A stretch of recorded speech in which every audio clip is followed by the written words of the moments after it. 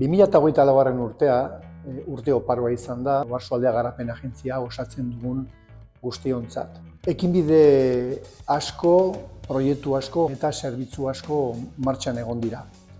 Guztion gainetik nahi nuke aipatu hurrengo urteetan gure jardueraren erreferentzia izango den plan estrategiko berria. Egia da, azken urteotan testuinguru ekonomikoa eta baita ere gure gizartearen testuingurua goitibera eraldatzen ari dela eta horrek eskatzen zigun erreferentzi marko berri bat egitea. Eta horregatik joan den urtearen bukaeran martxan jarri genuen plan estrategiko berri honen gogoeta prozesua. Uste dugu 2025. urtearen bukaeran bukatuko degula eta hurrengo urtei begirako erreferentzi marko berria osatuta izango dugula. Berrikuntza, gizarte oreka eta lurralde oreka izan dira gure jarduerak gidatu duten balioak. Balio horiek osatzen duten testuinguru horren baitan guk garatu ditugu gure zerbitzuak, gure ekinbideak eta gure proiektuak. Besteak beste, honako hauek goraipatuko nituzke. Erronka demografikoa, digitala eta ekologikoa. Inklusioa, ekonomiarekin loturiko apostu berriak. Enpleguan eta langabezian gertatzen ari diren aldaketa guztiak. Hiri biziberritzea eta energia eraginkortasuna. Eta azkenik kultura eta hizkuntz aniztasuna. 2024ko mugarririk garrantzitsuena dudarik gabe Oarsolan enplegu eta berrikuntzarako zentroaren irekiera izan da. Oarsolanen irekierak ohizko enplegu zerbitzuak emateaz gain, alor honetara zuzentzen garen eragileak elkartzeko aukera ematen digu, guztion artean inklusio prozesuak hobetzeko estrategiak eta egitasmoak definitzeko. Eta honetarako ekosistema hau bultzatzeko aukera paregabea ematen digu. Berrikuntza zentro honek Euskadi mailan aurrekaririk ez duenak gure erreferentaltasuna indartu du eta enplegu eta inklusio alorrean proiektu berritzaileak martxan jartzeko aukera ere eman digu. Berrikuntzaren bide honetan 2024an martxan jarri ditugun 4 egitasmo azpimarratuko nituzke. W proiektua, paperik gabeko atzerritarren erregularizazioa helburu duena. Baserri berri mugaz gaindiko proiektua, baserrien ondarea mantendu eta arautzgintza tradizionalaren profila lantzea helburu duena. Oarso sarea proiektua, sistemen arteko koordinaziorako akonpainamendu eredu bat lantzea helburu duena.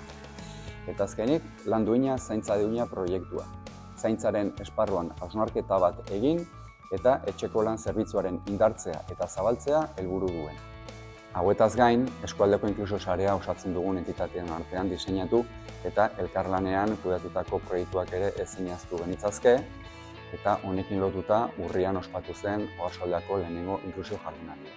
Urteroa kudeatzen ditugun lanerako prestakuntza ikastaroak, kolektibo zahargarriei zuzenduriko auzolan programak eta ereiten tailer okupazionalaren planteamendu berria ere aipatuko nituzke. Eta jakina, badia berri insertzio enpresaren lanare azpimarratuko nuke. Eskualdeko udalek kolektibo zahargarrien laneratzea eta gizarteratzea bermatzeko duten tresna nagusienetakoa baita.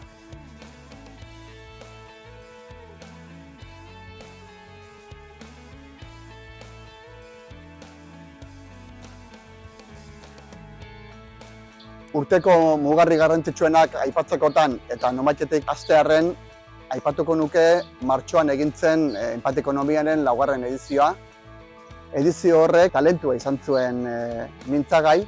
Bestetik, soziolinguistika klusterrarekin kirol klubetako euskararen erabileraren neurketa egin genuen 2024an eta neurketa horren ondorioz etorri da kirol klubetan euskara sustatzeko egitasmo berria. Hirugarrenik aipatu nahi nuke Euskara Batzordetik aliantza berriak bilatzeko egin dugun ahalegina eta egin dugun lana, bai Gipuzkoako Foru Aldundiarekin, bai Eusko Jaurlaritzaren hizkuntza politikarako sailburu-ordetzarekin, bai beste hainbat udalekin eta beste hainbat garapen agentzia eta mankomunitateekin. Hortik etorri da adibidez Bergarako Lanmunduko Foroaren sorrera eta beste hainbat ekimen bateratu. Azkenik, ez nuke aipatu gabe utzi nahi, azaroan izan baldin bazen ere, eskualdeko oinarriren batzordea eratu zuten 4 udalek Oarsoaldearen baitan.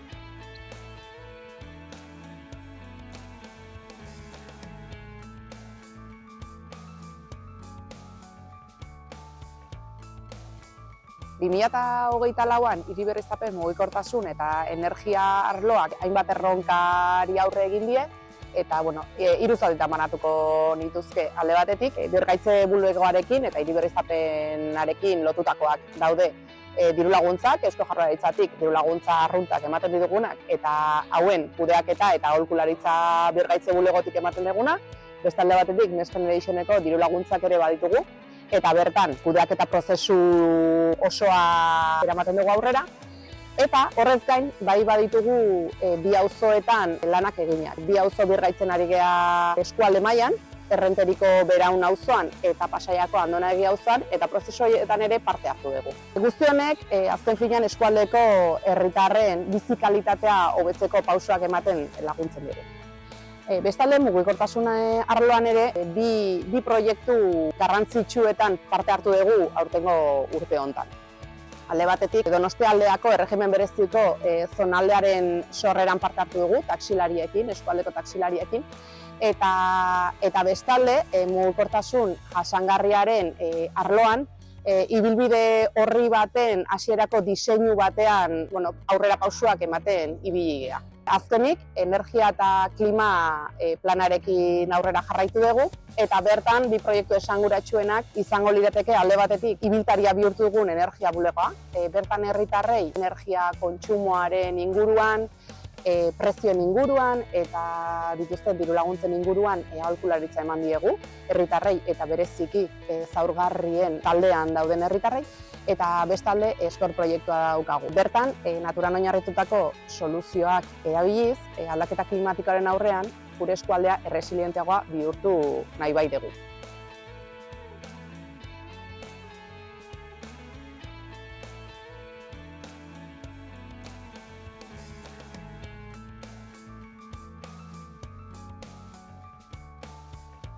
Turismo arloan 2024 urtean izan dugu mugarri nagusienetako bat marketing plana izan da. Eta honek lagundu digu pixkat gure eskualdearen posizionamendu turistikoa definitzen. Horrela, 3 ardatz bereizgarri definitu ditugu eskualdearen posizionamendu turistikoan: itsas kultura edo itsas ondarea, natura eta eskaintza kulturala. Eta beste alde batetik, Arditurri bide berdea, eskualdeko zeharkako ardatz gisa, eskualdeko 4 herriak batzen dituelako eta aipatutako 3 ardatz horien lotura egiten dulako. Eta hau guztia gure kokapen estrategikoa kontuan hartuta, hau da Donostia eta iparralde artean kokatua gaudela kontuan hartuta. Eta orain datozen urteetarako erronka potolo bat daukagu, hau guztia komunikatzea eta batez ere bultzatu nahi dugun turismo eredu jasangarri horrekin uztartzea. Hau da, gure identitateari eutsiz eta bisitarien eta herritarren arteko bizikidetzan oreka bat bermatuz. Digitalizazioaren arloan ere pausu garrantzitsuak eman ditugu, eta zentzu honetan Cicerone autogidatze sistema berritzen ari gara. Eskualde osoan 37 interes puntu definitu ditugu oraingoz, eta puntu horietarako edukia sortu dugu 4 hizkuntzetan. Bai audioak, testuak, irudi eta bideoak. Eta ideia da, bisitariak edozein momentutan, QR sistema baten bidez, interes puntu bakoitzari buruzko informazioa eskuratzea erabat doan eta bere mugikorraren bidez.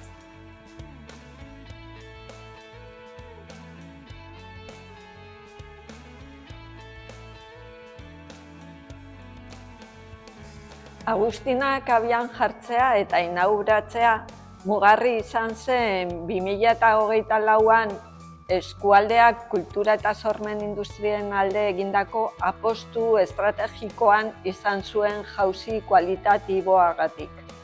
Proiektu honen bidez, erreferentziazko eragile gisa ikusarazi nahi dugu gure burua.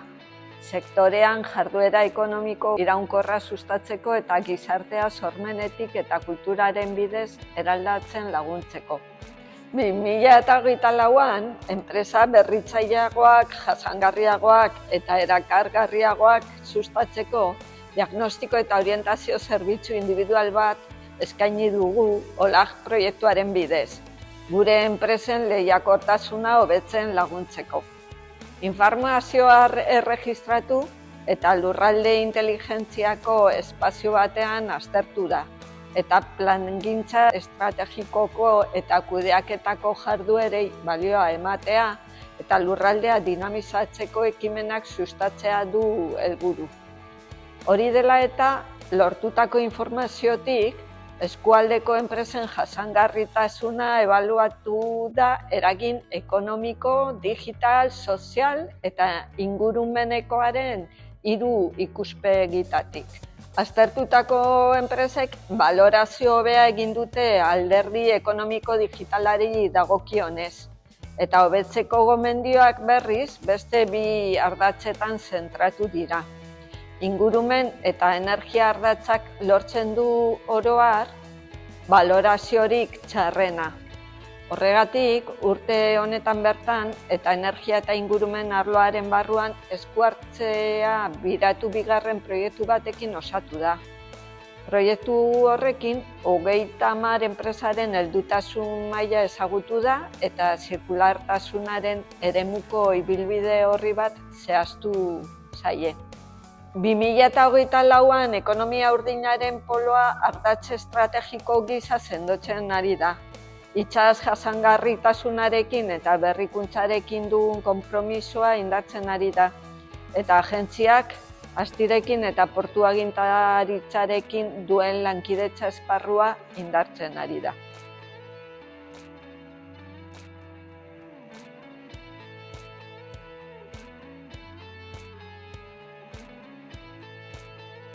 Kontsumo arloan 2024an izandako gertara importanteena nik izango nuke izan zela Euskal Herriko kontsumitzaileen eta erabiltzaileen estatuto berrie martxan jarri zela.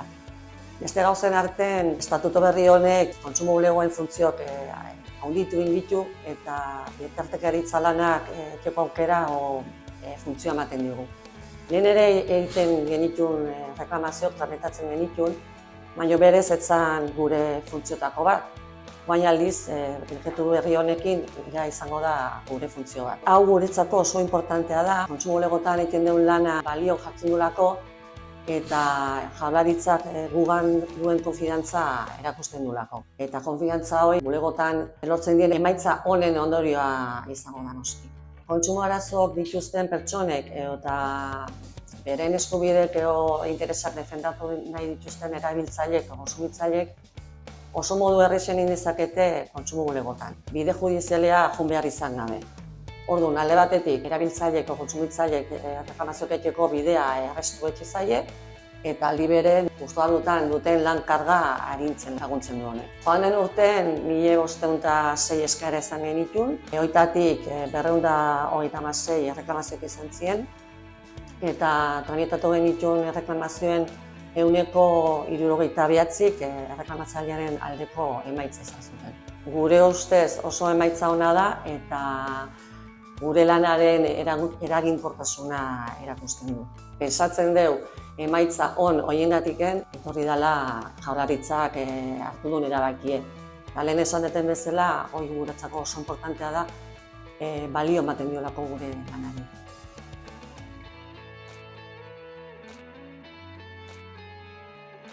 Ikusi ditugun ekintza guzti horiek gauzatu ahal izateko, gure gobernantza ereduaren indartzea oso garrantzitsua izango da. Batetik goraipatuko nuke, eskualdeko gobernantza eredua goitibera indartu dela eta hurrengo urteetan ere oso garrantzitsua izango dela. Batez ere berrikuntzarekin loturiko eragileekin daukagun harremana, Lanbide Heziketa zentroak eta zentro teknologikoak, eta baita ere inklusioarekin loturiko eragileen ekosistema. Eskualdeko inklusio mailan 24 eragiletik gora parte hartzen dutelako. Bestetik, Aldundiarekin eraikitzen ari garen gobernantza eredu berriak urrats garrantzitsuak eman ditu 2024 urtean. Eta iparra jarri digu hurrengo urtei begira. Lehenengo aldiz, Aldundia eta Garapen Agentzien arteko harremana lankidetza hitzarmenen bidez garatuko da eta ez deialdien bidez. Bukatzeko esan behar da 2024 urtean hasi dela lantzen enplegu lege berriaren garapena. Benetan garrantzitsua izango dena hurrengo urteetan, baina ja aurten hasi da eraldatzen, hasi da garatzen. Horrek suposatuko du etorkizunean hemendikan aurrera enplegu ekimenetarako oinarri nagusia ja ez dela izango, lanbideen deialdiak ez direla izango, baizik eta gehien bat izango dela eskualdean gauzatuko dugun eskualdeko enplegu plana. Horrek udalei eta bere tresna diren garapen agentziei izugarrizko protagonismoa emango dira.